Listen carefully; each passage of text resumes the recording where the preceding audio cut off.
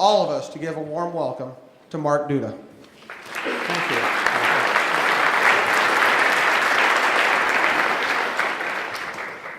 Good afternoon. First, thanks for having me. If you avoid something, you shouldn't say it in public, but I've been avoiding these sports analogies because both my kids went to the University of Virginia. And, you know, University of Virginia was ranked #1 going into the NCAA tournament. And they played like the number 64 team, or Dan will know it's like the 68th team. And you know what happened. So I'm completely staying out any of the sports analogies and stuff. So I would kill to have my teams in the national championship. But again, thanks so much for having me. We heard about recruitment and retention and reactivation, R3. And so from here on out, what I'd love you to do is look at R3 and add a fourth R, research, because it's really fundamental to what it is we do. And so when I was invited to talk, I didn't know what to talk about. Should I talk about this project or that project? And so what I thought I would do is sort of give you sort of a big overview of the things that we've learned literally over the past 30 years, talking to people in a number of studies on how they relate to wildlife, hunting, fishing, and boating. It's sort of been said before, but I think this was really important. And this was really hard to put together. I mean, for somebody who's really sort of not very good, you know, typing all this stuff in, I wanted to do this. I think it's important. And I really want to thank John. I want to thank Cyrus. I want to thank Samantha for really putting R3 on the map. So really much appreciated there. To Jay, to Mike, I mean, literally everybody who's done stuff on here has got us to where we are today. And then down here, certainly last but not least, I don't know if Matt is here. Matt Dunphy has really done a lot of great work in terms of bringing the message, the research message, the R3 message to the state agencies. So thanks everyone for being here. Thank you guys for how far you've brought R3 efforts. I'm going to show you a couple of slides that some of you have seen over the years that I've presented. Who is this person? Usually you see him at the University of Wisconsin, kind of hunched over at a desk later on in his career. This is Aldo Leopold, considered the father of wildlife management. And even though Leopold was a biologist, if you will, he wrote the first book on game management called Game Management. The field was wide open then, so you didn't have to be real cute about it. Game management. He also wrote Sand County Almanac. But one of the things that he wrote later on in his life was that the problem of wildlife management is not how we should handle the deer. The real problem is one of human management. Wildlife management is comparatively easy. Human management is difficult. And you look at the focus of fish and wildlife management, we really deal with three different aspects of fish and wildlife management. We're in the center where we belong, but we deal with fish and wildlife populations, we deal with fish and wildlife habitats, and we deal with people. And I want you to think about how we deal with those first two, fish and wildlife populations and fish and wildlife habitats. We deal with those in a very scientific, deliberate, and orderly process. In fact, the North American model of wildlife conservation, that model that we cite so much, we talk about public trust, democratic rule of law, on and on. But I want you to focus in on that last tenet of the scientific method as it relates to the North American model of wildlife conservation, scientific policy. Because sometimes in the human arena, in the policy arena, that gets kind of set back. But it basically says fish and wildlife management policy is directed by science and trained professionals. And I want you to think about some of those things that have happened as a result of applying science to that triangle of fish and wildlife populations and fish and wildlife habitats. We've had some absolutely incredible successes, bringing back the pronghorn antelope from about 13,000 to 1 million. We just finished a major project in Wyoming, the strategic plan for the Wyoming Game and Fish Department. And they're just, as an Easterner, you know, it was sort of really special for me to go out every day and watch those incredible animals. We brought back the Rocky Mountain elk from 40,000 to 1 million using science, using data. Yes, data is kind of boring. The scientific method is kind of boring, but those are your results. Those are things that you have done. Those are the things that our predecessors have done in bringing back these incredible animals. Wood ducks, from being extremely rare to today, 5.5 million. Programs based on science, using the scientific method by trained professionals. Success after success after success. What is that? Those are trumpeter swans, absolutely beautiful birds, big monstrous birds. Well, a few years ago, not very long ago, in the 30s, fewer than 100 of those existed in the lower contiguous US. Less than 100.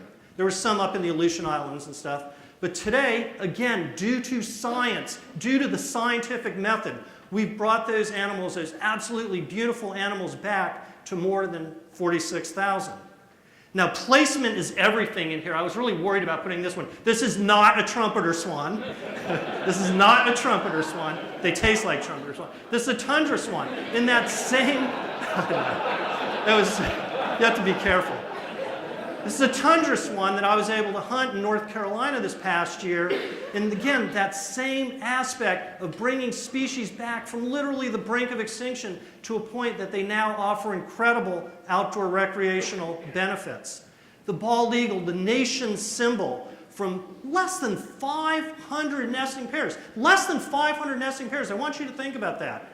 To more than 10,000 nesting pairs today, based on science and that seventh tenet of the North American model of wildlife conservation. National Wild Turkey Federation, their incredible work. Wild turkeys under 650,000, today more than 7 million. More than 7 million. Success after success after success. But those successes came through good policy. You may remember with turkeys that we started out trying to reintroduce turkeys using pen-raised birds. Do you remember that for some of the older folks in here? We used pen-raised birds. Didn't work out too good. And a lot of research and a lot of science was utilized to understand that raising pen-raised birds and then releasing them was not the way to go for various reasons. One of those being that a lot of the chicks learned survival through the mother, that it was best, as you know, to reintroduce birds that were transported from one place to another. And incredibly, 7 million birds now, potentially more. I've used this for a while. Sometimes I'd look over at Rob, and this 20 years ago, I'd say 5 million, and Rob would be 6 million, 7 million. But absolutely stunning success through the use of science, through the use of research. So yeah, research may be boring, science may be boring, but if those are the results, those are pretty incredible. And so you see where I'm going with this. If we use science, if we use hard science for fish and wildlife populations and fish and wildlife habitats, why aren't we doing the same with human population? Things have gotten better. We have gotten better through the use of human dimensions, through research, through social science research, to apply that to that third aspect of fish and wildlife management. But it hasn't always been like that. It has not always been like that. You could not go to a conference in the 1990s without hearing that single-parent households are negatively impacting hunting and fishing participation. For the older guys and women, you might remember that. In fact, if you didn't even believe me, I got this old article up here, and I don't know if you can see it. Somebody see that in the back? For years, the fish and wildlife managers have pointed to the single-parent household, the ultimate culprit out there, those single parents. It was a given. It was a given. And yet, there was no research out there. In fact, we'd been sitting on research actually for quite several years because I was kind of nervous to say, yeah, you know, maybe we're not doing this right. It was not based on any research. In fact, research that we started doing in the 90s. And then I got some good peer support from Tom Heberlein from the University of Wisconsin, from Sherry Dan at Michigan State University, fellow researchers who were finding the exact same thing. And so we all kind of came out of the closet together and said, well, you know, the reality is we're just not seeing any correlation. Oh well. Well, the thing is, though, when you start thinking about some of these ways of gathering data, one of the ones I hear all the time is you can get an accurate lay of the land just by being out there.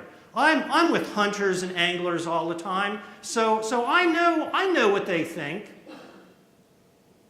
Well, a lot of Romney voters thought that too, because they were out there and they were out and about, and they saw more signs, way more signs for Romney and Obama. So it must be true. But the truth is, anecdotal observations are no substitute for research. I really hesitated to use this slide because it's just so cliche, but it's so real. The blind man and the elephant, the blind person feeling the leg saying it's a tree. Well, no, the trunk is a tusk, it's a spear. And the question is are we sometimes so close to our programs that maybe we're only feeling a part of it?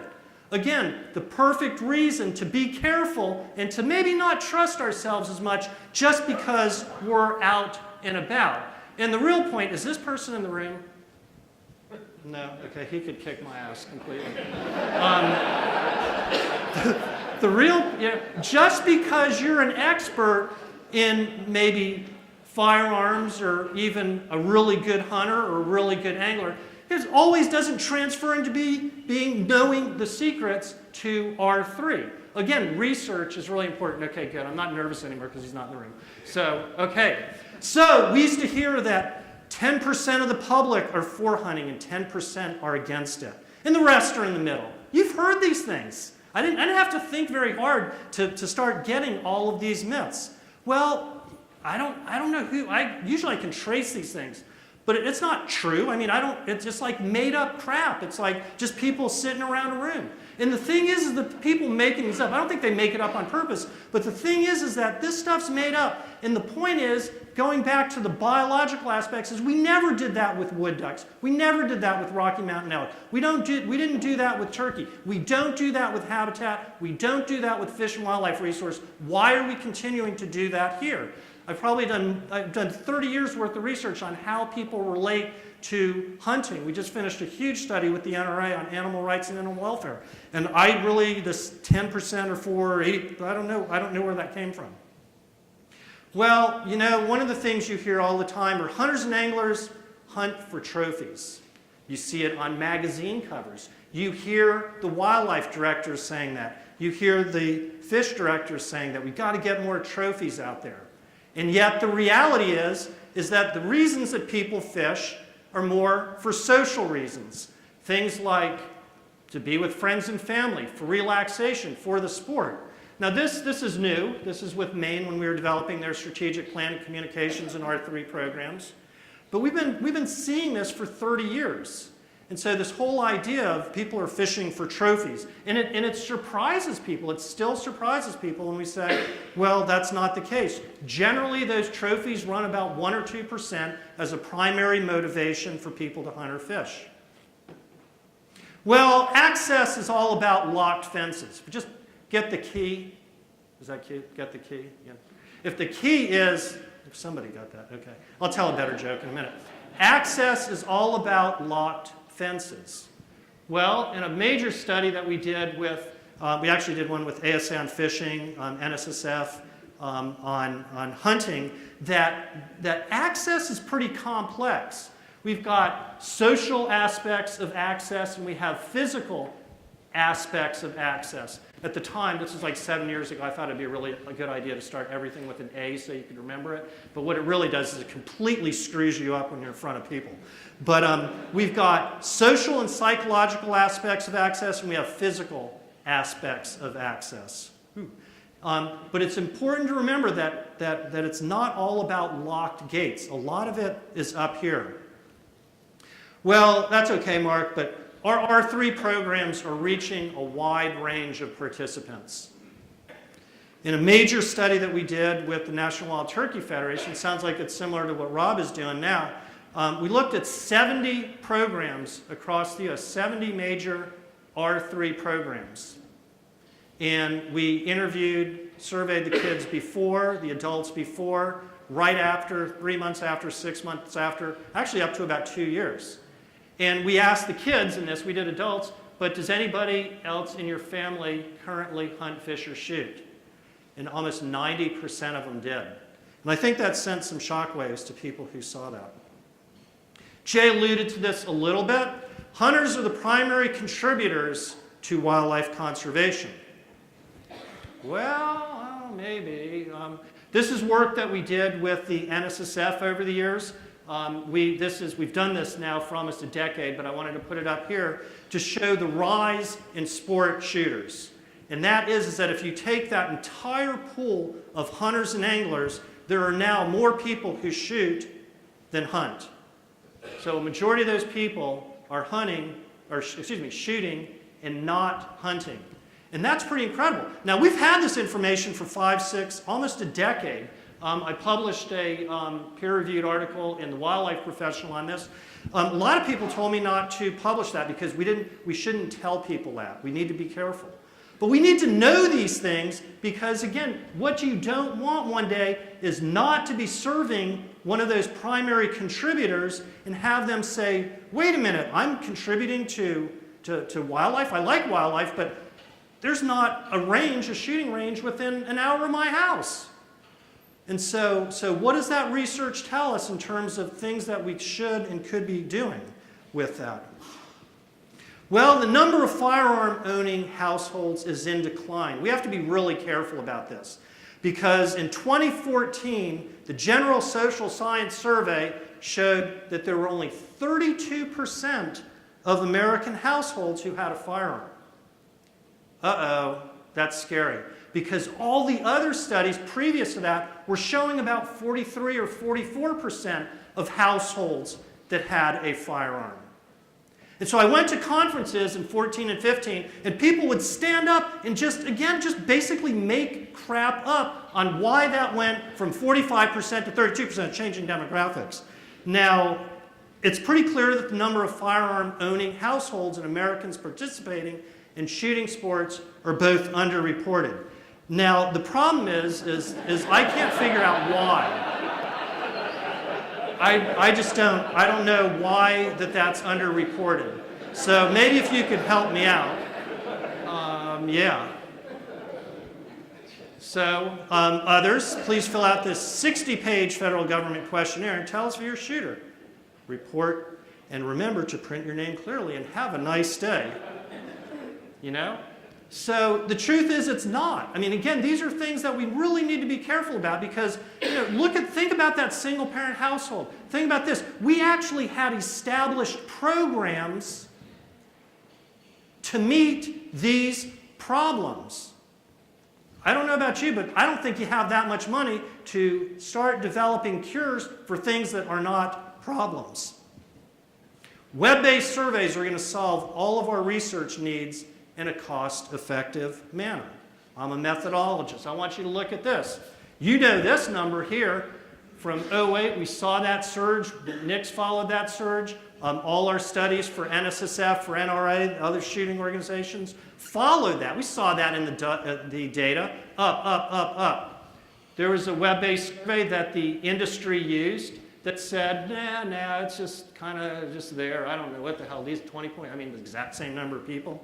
And so I'm going to talk a little bit more about panels because we need to be careful about that. But the point is I want you to really look at data. I want you to think about what that data means and question that data.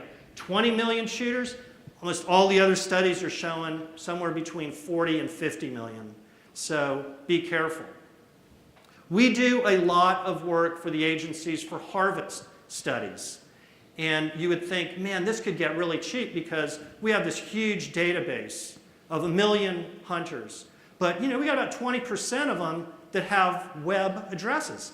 Heck, why do anything else? Why do mail? Why do phone? Let's just grab those emails, send out those emails to those people, and voila, we get our information.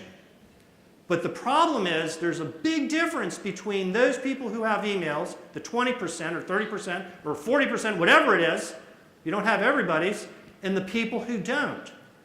And you've heard the word bias, right? Everybody's heard of the word bias. What is the textbook definition of bias? It's, you know I'm going to have the answer, right? I'm not really going to ask you. It's the systematic exclusion of a certain group. And so that's why you're seeing the differences you are. I would hope you care enough to know what is better in terms of quality data. And there's a lot behind this, but the difference between scientific, this is low because we actually had to supplement with a couple web surveys because we didn't get them anywhere. New numbers around 90-something%. But there's a difference of almost 70%. 10%, 20%, who cares? Well, you should care. You cared about it 100 years ago and 50 years ago and 30 years ago when we were restoring turkeys and wood ducks and Rocky Mountain elk and bald eagle, and that stuff works. Good data works. What is good data? Well, here's one. I had so much fun with this. But I'm not totally picking on online panels, but because we're a research firm, because we do a lot of work, a lot of these panel firms come to us now and say, hey, give us some questions and we'll run them to you for free, obviously trying to hook us on using their business. So we threw in a few questions a couple of months ago, and this is an extreme, I know, but we did put a couple of questions in there. We buried it, they didn't know what we were looking for, and we found that the average duck hunter is a young urban female in that one panel. Now again, there's good panels out there, but there's not good panels out there. I'm not sure how to say that. But come on, you got to laugh at that. That's pretty funny. I tried to make that a little bit. So what's the point of all that? Well, don't let your program be a pen-raised turkey. Don't let your program be a pen-raised turkey. And so that's how you hear from your constituents. And that's how the traditional aspect of public data gathering has been. Your hunters come and they say this, and your anglers come and they say that. And there are some advantages to those public meetings. First off, you're legally obligated to do them. But the disadvantages are sometimes they're not representative, and a lot of times people stack the deck. Okay, everybody who's a turkey hunter, everybody who's for Sunday hunting or against Sunday hunting, come to this meeting. And what do the commissioners see? They see the trunk of that elephant.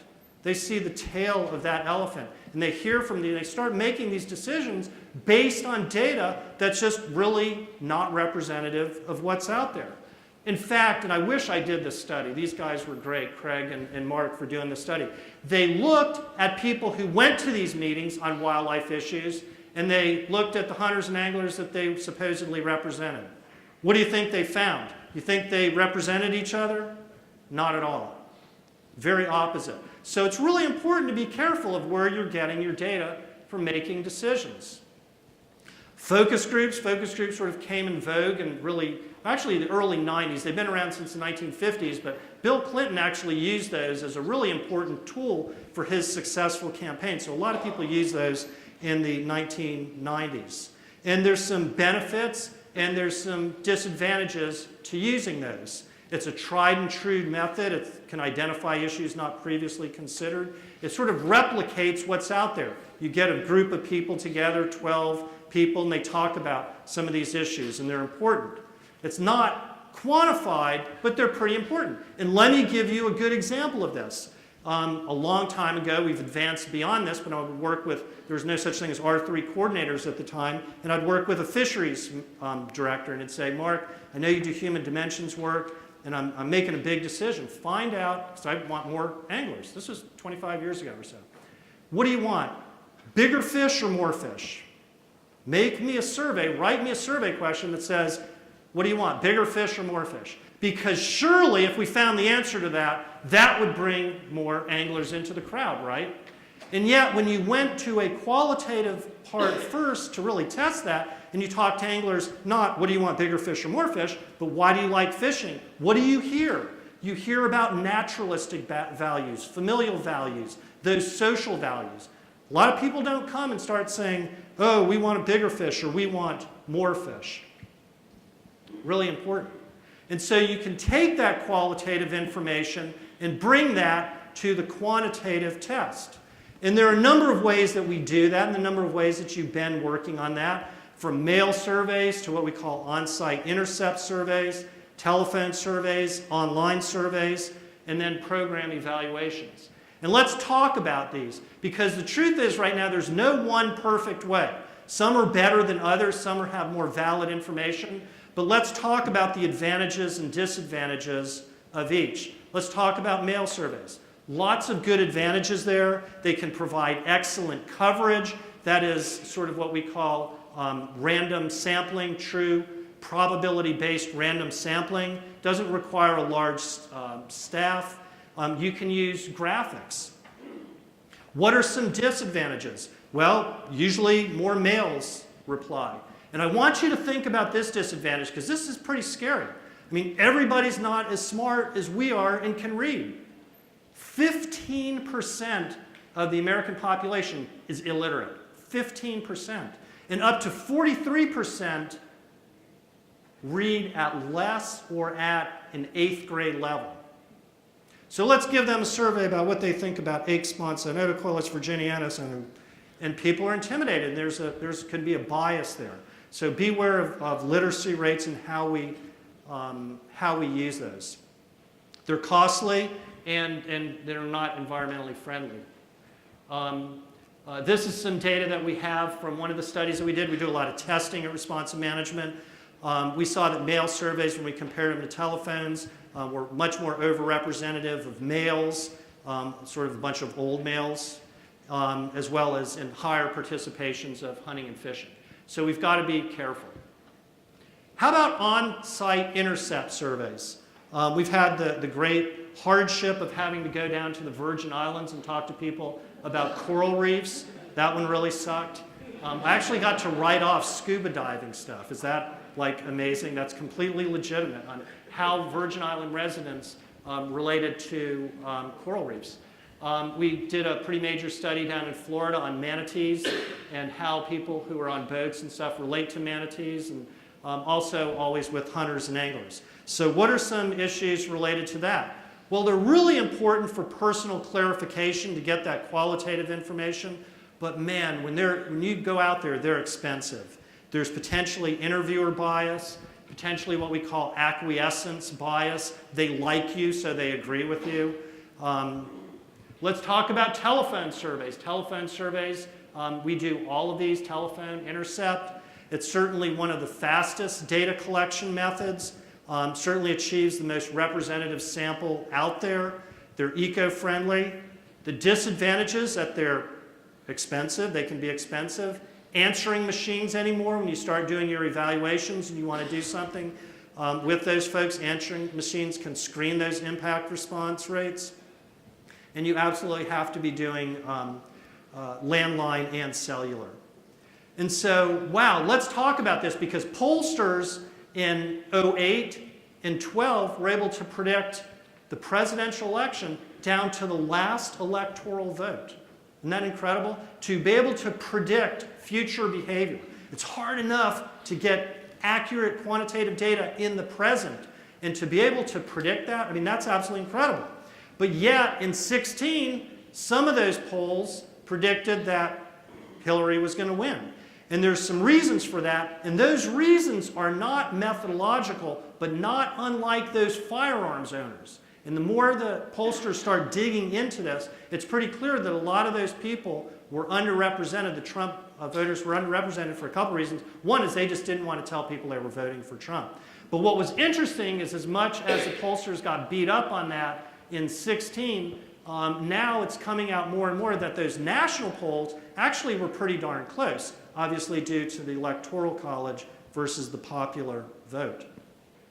Pew Research, who's one of the top leading research firms, besides Responsive Management, I guess, I'm not there, does a lot of work in methodological issues with how things are going, and they basically are still saying, even though everybody is getting lower response rates, those advances in survey methodology and directly related to response are not biasing the results. Online surveys, let's talk a little bit of the pluses and minuses of online surveys. A long time ago, in 2010, when online surveys were mostly open-ended online surveys, I published an article called, I don't know if you remember the name of it, it's called something like The Fallacy of Online Surveys. No data are better than bad data. And I've softened on that because there's really a typology of online surveys. Remember, any survey is simply trying to get the truth. It's what's out there.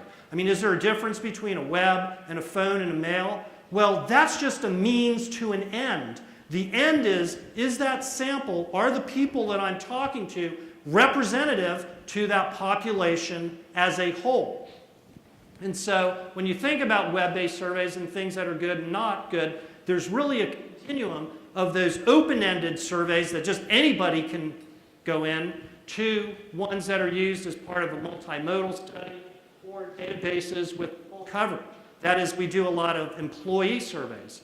Just did a survey for Wyoming Game and Fish Department as part of their strategic plan. I had 100% of the employees' emails. It's a perfectly good method when you have it because that's representative of what's out there. The advantage is it's a fast data collection and it's low cost.